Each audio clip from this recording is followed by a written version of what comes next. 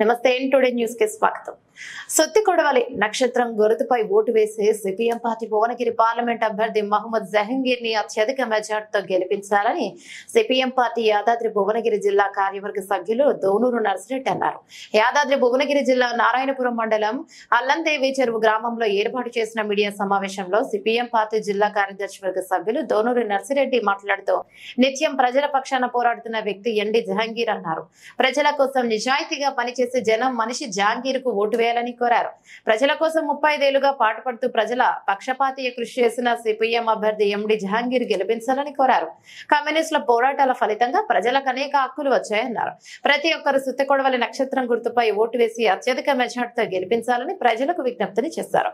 కార్యక్రమంలో ఎస్ఎఫ్ఐ రాష్ట్ర అధ్యక్షులు రజనీకాంత్, సిపిఎం పార్టీ నారాయణపురం మండల కమిటీ సభ్యులు ఉప్పల పెళ్లి బాలకృష్ణ, గంగాదేవి రామకృష్ణ మరియు తదితరులు పాల్గొన్నారు. అన్ని వర్గాల ప్రజలకు విజ్ఞప్తి చేస్తా ఉన్నాం.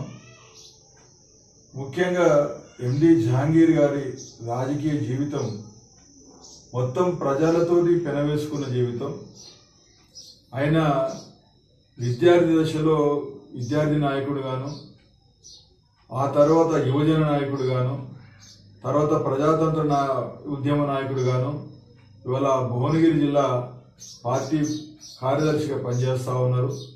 35 ఏళ్ల నుంచి ప్రజల శ్రేయస్ కోసం ప్రజా జీవితానికి అంకితమైన వ్యక్తిగా ఈరోజు మన ముందుకు వస్తూ ఉన్నారు.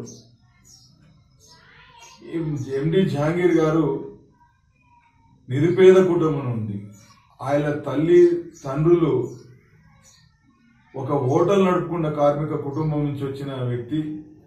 తనకు ఆస్తులు ఒక 17 గుంటల భూమి, ఓ చిన్న పెంకుటీలు తప్ప ఎలాంటి ఆస్తులు లేని నిస్వార్థ నిరాడంబర జీవితం గడుపుతున్న వ్యక్తిగా మన ముందుకు వస్తూ ఉన్నారు.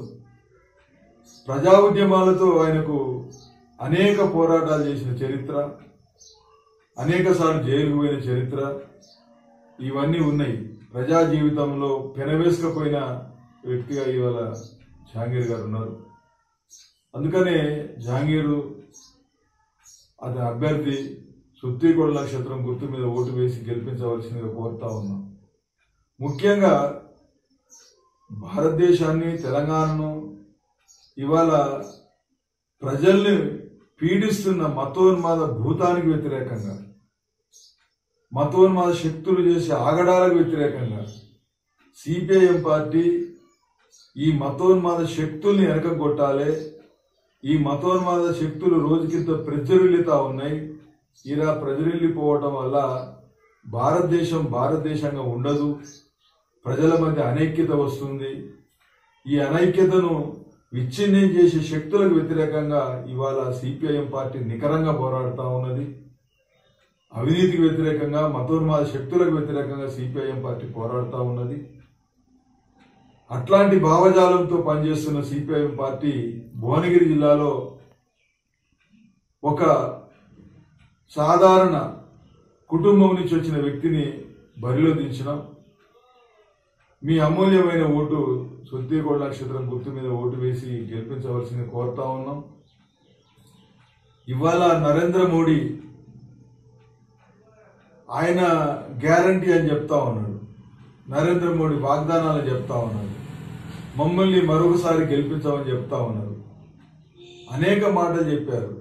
వికసిత భారత్ అని, సబ్కే సాత్ సబ్కా వికాస్ అని, మేక్ ఇన్ ఇండియా అని చెప్పడం, బేటీ బచావో బేటీ పడావో అని చెప్పడం,